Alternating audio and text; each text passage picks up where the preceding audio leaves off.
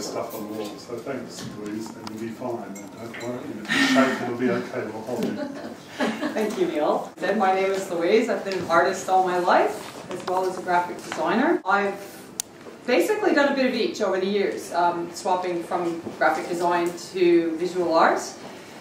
And when I was painting in Canada, I did a lot of bright colours. Everything was bright colours, all year round, bright colours.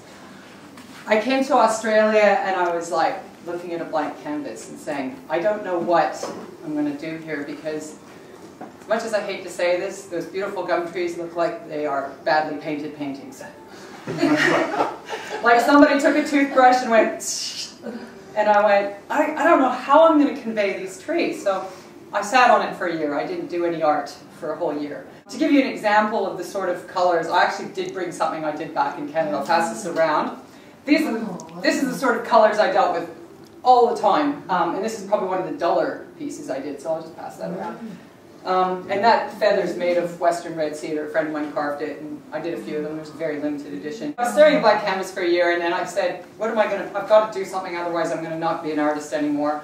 And my daughter came out to visit. She was like very inspirational to me, so I was taking pictures of her, and next thing you knew I was drawing her. So I had a knack for drawing people, and I love to draw people. Very graphic, very quirky, very urban sort of stuff, but I realized that that's not going to be popular to the people in the country. I mean, people are stuck on what they see around them. It's very rare that people will, well, I shouldn't say it's rare, but it's rarer that people will buy a funky city painting to hang in their country home. They want the mood. So I wanted to be able to do both. So I spent the year doing a lot of I could do painted anything, cities, still lifes, country scenes, people, portraits, anything. Birds, wildlife, you name it, I love to do it. And then suddenly the landscape came to me one day. It just opened up in a watercolor. And I realized, you know, it's so dry, like there's no rain, yet watercolor was the best way to convey the Mallee. The colors were particularly dull. I can't really buy bright watercolors. I'm still looking. They came out great, and people started to buy them. You know, I said, this is popular. So since then I've probably done about 40 watercolors, and I'm still continuing to do them. And how I see the landscape is, I see abstract in the landscape. And I had somebody approach me about a week ago and say, you don't do enough abstracts. You need to do more abstracts. And I said, well, you need to do more figurative drawing. I don't know. What can you say? I was just playing around with them. But he was right. I said, actually, I do abstracts. I find abstract in the landscape. And especially in the Mallee landscape, after a rain, it's like a patchwork quilt. It just opens up, and all the layers and the trees, I just love seeing it. We go out for Sunday drives, I take pictures. So that's basically how I work. I work small with watercolors, and then I blow them up to oil paintings eventually, and acrylics. I've been influenced by some of the local artists around here as well, such as Marg Wilson, Karen Finch, and David Friedman.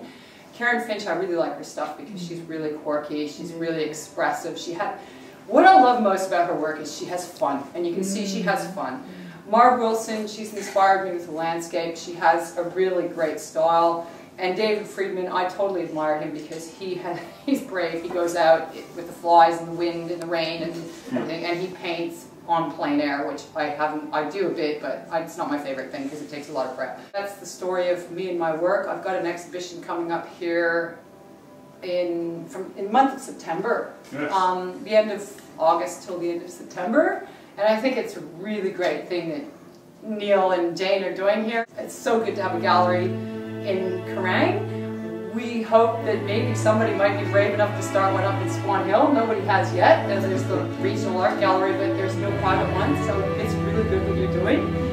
And yeah, and I'll look forward to seeing people again when I have my exhibit here in September. Thank you.